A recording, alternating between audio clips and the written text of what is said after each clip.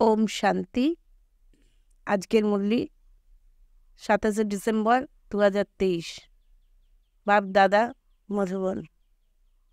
মিষ্টি বাচ্চারা, দেবতাদের থেকে উত্তম কল্যাণকারী জন্ম হলো তোমাদের, অর্থাৎ ব্রাহ্মণদের। কেননা তোমরা ব্রাহ্মণরাই বাবার সাহায্যকারী হও। প্রশ্ন: বাচ্চারা, এখন তোমরা বাবাকে কোন ধরনের সাহায্য করো? এই সাহায্যকারী বাচ্চাদের বাবা কি প্রাইজ দেন? উত্তর: বাবা পিউরিটি পিসের জন্য পিসের রাজ্য স্থাপন করছেন। আমরা তাকে পিওর থেকে পিওরিটির সাহায্য করি। বাবা যে যজ্ঞ রচনা করেছেন আমরা তা রক্ষা করি, তাই বাবা অবশ্যই প্রাইজ দেবেন। এই সংগ্রামে আমরা অনেক বড় প্রাইজ পাই। আমরা এই সৃষ্টির আদি মধ্য অন্তকে জেনে ত্রিকালদর্শী হয়ে যাই আর ভবিষ্যতে সিংহাসনের অধিকারী হই। এই হলো প্রাইজ। গীত: পিতা মাতা সহায়ক স্বামী সখা, এক তুমিই হলে আমার নাথ। ওম শান্তি। এ কার মহিমা? পরমপিতা পরমাত্মা শিব, এই হলো তার মহিমা। তার নাম যেমন উঁচুর থেকে উঁচু আর তার ধামও তেমন উঁচুর থেকে উঁচু। পরমপিতা পরমাত্মার অর্থই হলো সবার থেকে উচ্চ আত্মা।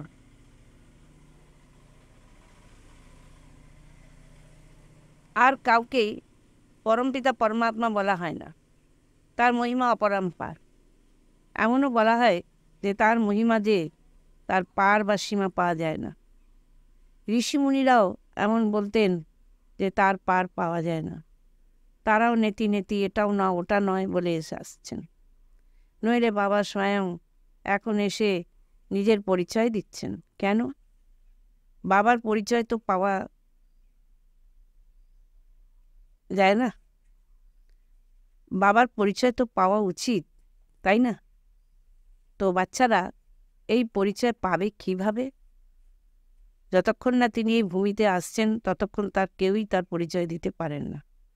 যখন ফাদার সো সান, তখন সান সো ফাদার। বাবা সন্তানদের দেখায়, তখন সন্তানরাও বাবাকে প্রদর্শন করে। বাবা বোঝান যে আমরা নাটকে পার্ট নিহিত আছে। আমাকে এসেই পতিতদের পবিত্র বানাতে হবে। সাধুসন্তরাও গাইতে থাকে, পতিত পাবন সীতারাম কেন এসো, কেন না? এ হলো রাবণ রাজ্য। রাবণ কম কিছু নয়, সম্পূর্ণ দুনিয়াকে তমপ্রধান পতিত কে বানিয়েছে? রাবণ বানিয়েছে। আবার এদেরই পবিত্র বানান সমর্থ বাবা রাম। অর্ধেক কল্প রাম রাজ্য চলে আর অর্ধেক কল্প রাবণ রাজ্য চলতে থাকে। রাবণ কে একথা কেউই জানে না। বছর বছর তারা রাবণ দহন করতে থাকে, তাও রাবণের রাজ্য চলতে থাকে। রাবণ থোড়াই জ্বরে।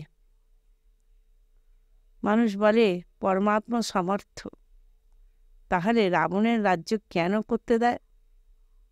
বাবা বোঝান যে এই নাটক হলো হার আর জিতে, স্বর্গ আর নরকে।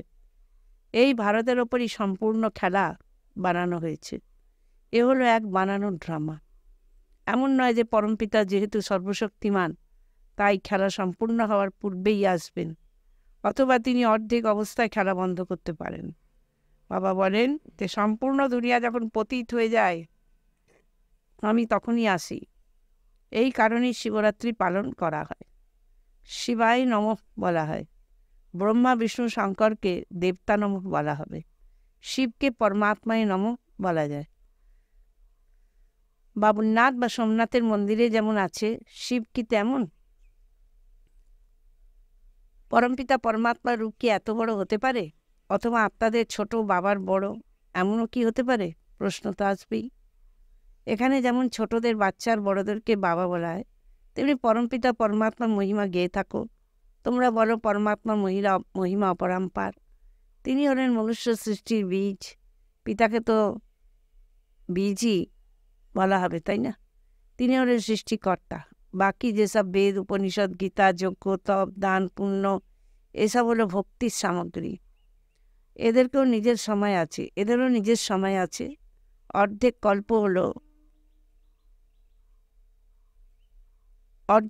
হলো ভক্তি, আর অর্ধেক কল্প হলো জ্ঞানের।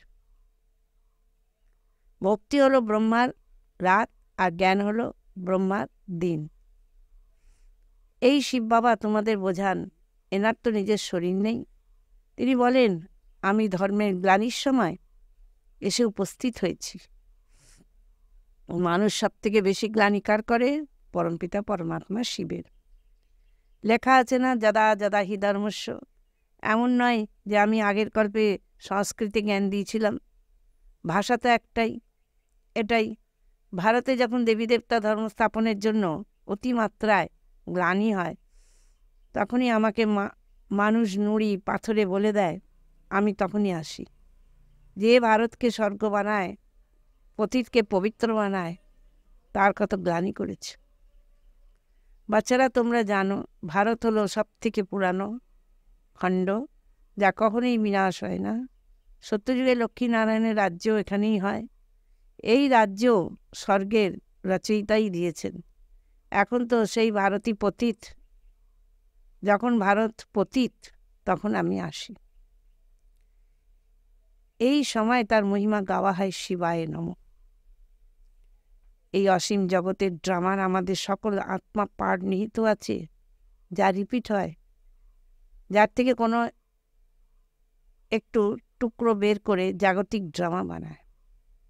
এখন আমরা ব্রাহ্মণের পর দেবতা হব, এ হলো ঈশ্বরীয় বর্ণ। এ হলো তোমাদের 84 জন্মের অন্ত। এতে তোমাদের 4 বর্ণের জ্ঞান আছে, তাই ব্রাহ্মণ বর্ণ সব থেকে উঁচু। কিন্তু মহিমা বা পূজা দেবতাদের হয়। ব্রহ্মার মন্দির আছে, কিন্তু কেউই জানে না যে এখানে পরমাত্মা এসে ভারতকে স্বর্গ বানান। স্থাপনা যখন হয় তখন বিনাশেরও প্রয়োজন, তাই বলা হয় রুদ্র জ্ঞান যজ্ঞের বিনাশের আমি জ্বালা প্রজ্বলিত হয়। সেই বাবার এখন বাচ্চাদের বোঝাচ্ছেন, মিষ্টি বাচ্চারা, এ হলো তোমাদের অন্তিম জন্ম।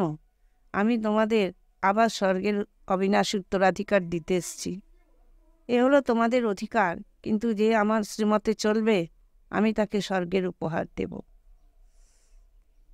ওরাও শান্তির উপহার পায়, বাবা কিন্তু তোমাদের স্বর্গের উপহার দেন। বাবা বলেন, আমি কিছু নেব না, আমি তোমাদের দ্বারা স্থাপনা করাই, তাই তোমাদের এই উপহার দিই। তোমরাও তো শিব বাবার পৌত্র ও ব্রহ্মার সন্তান। এত বাচ্চা তো প্রজাপিতা ব্রহ্মাই দত্তক নেবেন, তাই না? এই ব্রাহ্মণ জন্ম হলো তোমাদের সব থেকে উত্তম জন্ম। এ হলো কল্যাণকারী জন্ম। দেবতাদের জন্ম অথবা শূদ্রদের জন্ম কল্যাণকারী নয়। তোমাদের এই জন্ম হলো খুবই কল্যাণকারী, কেননা তোমরা বাবা সাহায্যকারী হয়ে এই সৃষ্টিতে পবিত্রতা এবং শান্তি স্থাপন করো। ওই পুরস্কার দাতারা সে কথা কি জানেন? ওরা তো কোনো আমেরিকার আদিদের দিয়ে দেয়। বাবা তবু বলেন, যারা আমার সাহায্যকারী হবে, আমি তাদের প্রাইজ দেব। পবিত্রতা থাকলে সৃষ্টিতে শান্তি এবং সমৃদ্ধিও থাকে। এ তো হলো বেশ্যালয়, সত্যযুগ হলো শিবালয়। শিব বাবা সেই যুগ স্থাপন করছেন। সাধু সন্ন্যাসীরা হলেন হঠযোগী, তারা গৃহস্থ ধর্মের মানুষদের সহজ রাজ্য শেখাতে পারেন না, যতই হাজারবার গীতা মহাভারত পড়ুক না কেন। ইনি তো সবার বাবা। তিনি সকল ধর্মের মানুষদের বলেন, তোমাদের বুদ্ধিযোগ এক বাবার সঙ্গে লাগাও। এত বড় হলে এখানে কি করে আসতে পারত? আমিও এক ছোট বিন্দু, এত বড় নই। আত্মা যেমন, আমিও ঠিক সেই রকমই পরমাত্মা। আত্মা ওই ভ্রুকুটির মধ্যে থাকে। এত বড় হলে এখানে কি করে বসতে পারত? আমি ঠিক আত্মারই মতন। আমি কেবল জন্ম মরণ রহিত, সদা পবিত্র, আর আত্মারা জন্ম মরণ আসে। আত্মা পবিত্র থেকে পতিত, আবার পতিত থেকে পবিত্র হয়। বাবা এখন আমার আবার সবাইকে পতিত থেকে পবিত্র বানানোর জন্য এই রুদ্র জ্ঞান যজ্ঞ রচনা করেছেন। এরপরে সত্যযুগে কোনো যজ্ঞ হবে না। আবার দাপর যুগ থেকে অনেক প্রকারের যজ্ঞ রচনা করা হয়। সম্পূর্ণ কল্পে এই রুদ্র জ্ঞান যজ্ঞ একবারই রচনা করা হয়। এতেই সকলের আহুতি হয়। এরপর আর কোনো যজ্ঞের রচনা করা হয় না। কোনো বিপর্যয় এলেই যজ্ঞের রচনা করা হয়। বর্ষা না হলে অন্য কোনো বিপর্যয়ে এলেই যজ্ঞ রচনা করা হয়। সত্যযুগ আর ত্রেতায় কোনো বিপর্যয় হয় না। এই সময় অনেক প্রকারের বিপর্যয়ই আসে। তাই সব থেকে বড় সেট শিব বাবা যজ্ঞ রচনা করেছেন। তাই তিনি প্রথম থেকে সাক্ষাৎকার করান কেমনভাবে আহুতি পড়ে, কেমনভাবে বিনাশ হবে, কেমন করে পুরনো দুনিয়া কবরখানা হয়ে যায়। এই পুরনো দুনিয়াতে তোমরা কেন মন লাগাবে? তাই তোমরা বাচ্চারাই পুরনো দুনিয়ার সন্ন্যাস করো। ওই সন্ন্যাসীরা তো কেবল গৃহের সন্ন্যাস করে, তোমাদের তো গৃহত্যাগ করতে হবে না। এখানে গৃহস্থ জীবনে দেখাশোনা করেও তোমরা কেবল এর থেকে মমত্ব দূর করতে হবে। এসবই হচ্ছে মৃত, এতে কেন মন আটকে রাখবে? এ তো মৃতের দুনিয়া। তাই বলা হয় পরিস্থানকে স্মরণ করো। কবরস্থানকে কেন স্মরণ করছো? বাবা দালাল হয়ে তোমাদের বুদ্ধির যোগ তার সাথে যুক্ত করেন। একথা তো বলা হয় আত্মা পরমাত্মা আলাদা হয়েছে বহুকাল, এ মহিমা তারই। কলিযুগী গুরুকে পতিত পাবন বলা যাবে না। তারা তো সদ্গতি করাতে পারেন না। হ্যাঁ, তারা শাস্ত্র শোনান, ক্রিয়াকর্ম করান। শিব বাবার কোনো টিচার বা গুরু নেই। বাবা তো বলেন আমি তোমাদের স্বর্গের উত্তরাধিকার দিতে এসেছি। তো তোমরা সূর্যবংশী হও আর চন্দ্রবংশী। তোমরা তা কিভাবে হও? লড়াই করে? তা তো নয়। না লক্ষ্মী নারায়ণ লড়াই করে রাজ্য নিয়েছে, আর না রাম সীতা। তারা এই সময় মায়ার সঙ্গে লড়াই করছে। তোমরা হলে ইনকগনিটো ওয়ারিয়ার্স, গুপ্ত যোদ্ধা। তাই তোমাদের শক্তি সেনাদের কেউ জানে না। তোমরা যোগ বলের দ্বারা সম্পূর্ণ বিশ্বের মালিক হও। তোমরাই এই বিশ্বের রাজ্য হারিয়েছিলে, আবার তোমরাই তা এখন পাচ্ছ। তোমাদের এই উপহার বাবা দেন। এখন যারা বাবা সাহায্যকারী হবে তারা অর্ধেক কল্পের জন্য শান্তি আর সমৃদ্ধির উপহার পাবে। বাবা তাদেরই সাহায্যকারী বলেন যারা অশরীরী হয়ে বাবাকে স্মরণ করে, সদর্শন চক্র গোড়ায়, শান্তিধাম সুইট হোম আর সুইট রাজধানীকে স্মরণ করে পবিত্র থাকে। এ কত সহজ। আমরা আত্মারা স্টার, আমাদের বাবা পরমাত্মাও স্টার। সে এত বড় নয়, কিন্তু স্টারের পূজা কিভাবে হবে? তাই পূজা করার জন্য এত বড় বানানো হয়েছে। পূজা তো প্রথমে বাবারই হয়, তারপর অন্যদের হয়। লক্ষ্মী নারায়ণের কত পুজো হয়, কিন্তু তাদের কে বানান? সবার সদ্গতি দাতা হলেন বাবা। বলি হারি তো ওই একজনের, তার জয়ন্তী হলো হিরে তুল্য, বাকি সকলের জন্ম কড়ি তুল্য। শিবায় নম, এ হলো তারই যজ্ঞ, যা তোমাদের ব্রাহ্মণদের দ্বারা তিনি রচনা করিয়েছেন। তিনি বলেন যে আমাকে পবিত্রতা এবং শান্তি স্থাপন করতে সাহায্য করবে যারা করবে, তাকে আমি এমন ফল দেব। ব্রাহ্মণদের দ্বারা যখন যজ্ঞ রচনা করিয়েছেন তখন দক্ষিণা তো তিনিই দেবেন, তাই না? তো এত বড় যজ্ঞের রচনা করিয়েছেন, আর কোনো যজ্ঞই এত বড় সময় ধরে চলে না। তিনি বলেন যে আমাকে যত বেশি সাহায্য করবে আমি তাকে তত প্রাইজ দেব। আমি সকলকে প্রাইজ দিই, আমি কিছুই নিই না, সবই তোমাদের দিয়ে দিই। এখন তোমরা যা করবে তাই পাবে। অল্প করলে অল্পতে প্রজাতি চলে যাবে। গান্ধীকেও তো সাহায্য করেছিল, সেও তো প্রেসিডেন্ট, মিনিস্টার ইত্যাদি হয়েছিল। এ তো হলো অল্পকালের সুখ।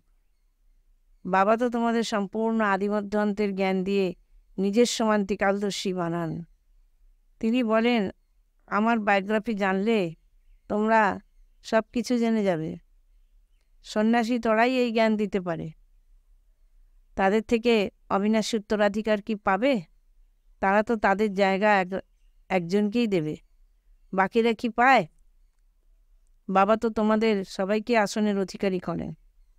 আমি কত নিষ্কাম সেবা করি, আর তোমরা তো আমাকে নুড়ি পাথরে দিয়ে কত গ্লানি করেছ। ড্রামাতে এও বানানো হয়েছে।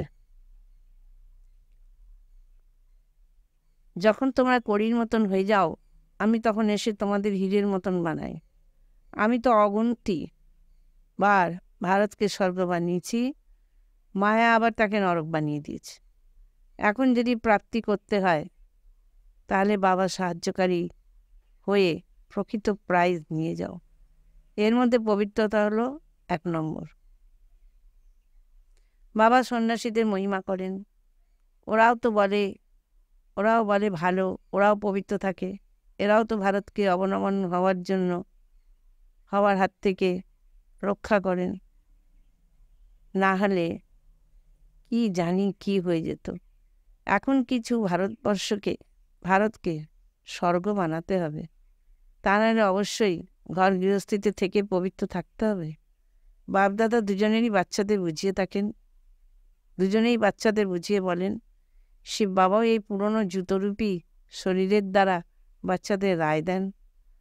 তিনি নতুন কাউকে নিতে পারেন না। তিনি তো মাতৃগর্ভে আসেন না। তিনি পতিত দুনিয়া, পতিত শরীরেই আসেন। এই কলিযুগে হলো ঘোর অন্ধকার। এই ঘোর অন্ধকারকে আলোকময় বানাতে হবে। আচ্ছা, মিষ্টি মিষ্টি হারানিধি বাচ্চাদের প্রতি মাতা পিতা বাপদাদার স্মরণে স্নেহ সুমন আর সুপ্রভাত। আত্মাদের পিতা তার আত্মারূপী বাচ্চাদেরকে জানাচ্ছেন নমস্কার। ধারণার জন্য মুখ্য সার 1 নম্বর। অসীম জগতের এই দুনিয়াকে মন থেকে সন্ন্যাস করে নিজের মমত্ব দূর করতে হবে। এখানে মন লাগাবে না। 2 নম্বর, বাবার সাহায্যকারী হয়ে প্রাইজ নেওয়ার জন্য 1 নম্বর অশরীরী হতে হবে, 2 নম্বর পবিত্র থাকতে হবে, 3 নম্বর সদর্শন চক্র ঘোরাতে হবে, 4 নম্বর সুইট হোম আর সুইট রাজধানীকে স্মরণ করতে হবে। বরদান। বিশেষত্বকে সামনে রেখে সর্বদা খুশি মনে এগিয়ে যাওয়া। নিশ্চয় বুদ্ধি বিজয়ী রত্ন ভব।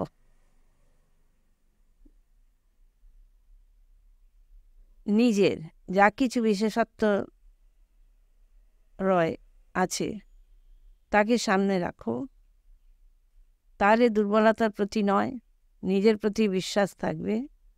দুর্বলতার কথা বেশি চিন্তা করো না, তাহলে খুশি মনে এগিয়ে যেতে থাকবে।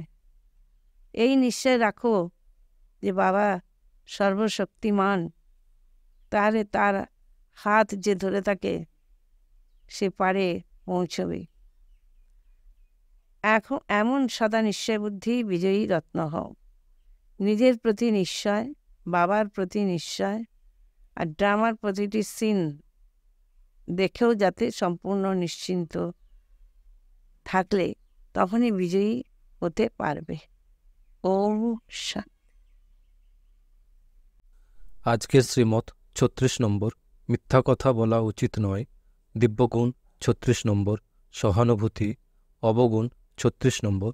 শ্রীমতে মনমত মিশিয়ে ফেলা।